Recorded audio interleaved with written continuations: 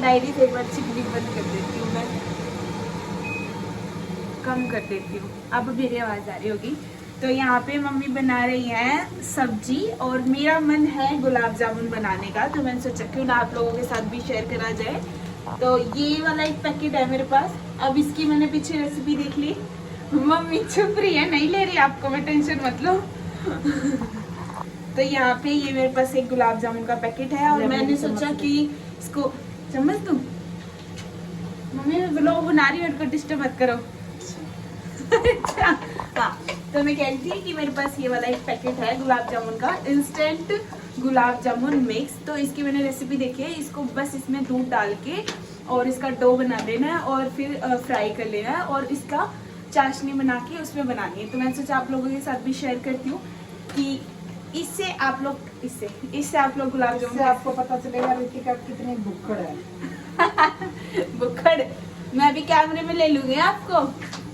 मेरा मन कर रहा था, वैसे ये मेरी फेवरेट है डिश, तो मैं अब जल्दी से बनाऊंगी। पहले मम्मी सब्जी बना लेती है, फिर किचन में जगह नहीं है और मम्मी की सब्जी मैं आपको दिखा नहीं सकती क्योंकि मम्मी का पता ही नहीं चलता कब प्याज डाल देती है कब क्या। फटफट 10 मिनट में तो मम्मी सब्जी यूं बना देती है और बनती भी बहुत टेस्टी है। मम्मी दिखा दूँ आपको?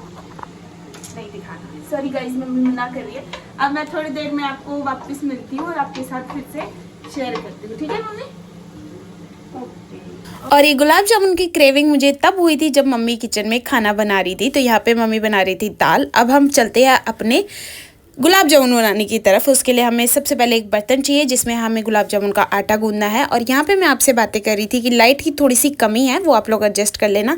लाइट का क्या करना है, हमें तो गुलाब जामुन बनाने हैं। और इसी बीच में भैया मुझे बार बार बुला रहे थे किसी काम से। मैंने कहा मैं कुकिंग में बिजी हूँ तो मुझे मत डिस्टर्ब करो। तो यहाँ पे सबसे पहले हमें चाशनी बनानी है। तो चीनी तो ख़त्म हो गई थी, तो सबसे पहले चीनी को भरा हमने, मतलब मम्मी ने भरा क्योंकि मेरे से तो गिर जाता है सारा सामान। अब हमें चाशनी बनानी है। सबसे पहले उसके लिए मैंने लिया यहाँ पे 1.5 कटोरी चीनी और उस साइड दाल बन रही थी। तो आप बाकी बर्तन मत देखना, सिर्फ चाशनी वाला भगोना देखना। इसमें 1.5 कटोरी मैंने चीनी डाली है। थोड़ी सी मैंने इलायची पाउडर डाली है, इसमें मैं चेक कर रही हूँ इलायची है ना, तो आप थोड़ी सी इलायची डाल देना जिसका बहुत अच्छा टेस्ट आएगा। अगर आपके पास केसर है तो केसर डाल देना जिससे कलर भी अच्छा आएगा। अब हमें बनाना है गुलाब जामुन का डो जिससे हमें गुलाब जामुन बनेंगे। तो मैंने ये पूरा पैकेट उसमें बर्तन में निकाल लिया है। अब यहाँ पे थोड़ा थोड़ा करके आपको दूध डालना है, एकदम से मत डाल देना, पतला हो जाएगा। बहुत कम दूध का यूज़ होता है इसमें, आधा कप यूज़ हुआ था बस ऑलमोस्ट। पर अब प्रॉब्लम क्या हो गई थी कि अगर मैं वैसे डायरेक्ट डालती तो ज़्यादा डल जाता, तो मैंने चम्मच की हेल्प से थोड़ा थोड़ा डाला ताकि ज़्यादा ना डले। फिर मैंने बनाने की कोशिश करी तो अभी आटा सॉफ्ट नहीं हुआ था, फट रहा था अभी भी। तो मैंने दूसरा बर्तन लिया जिसमें अच्छे से आटा गूंदे क्योंकि वो बहुत ज़्यादा छोटा पड़ गया था। फिर थोड़ा थोड़ा दूध डाल के मैंने इसको अच्छे से सॉफ्ट गूंद लिया है।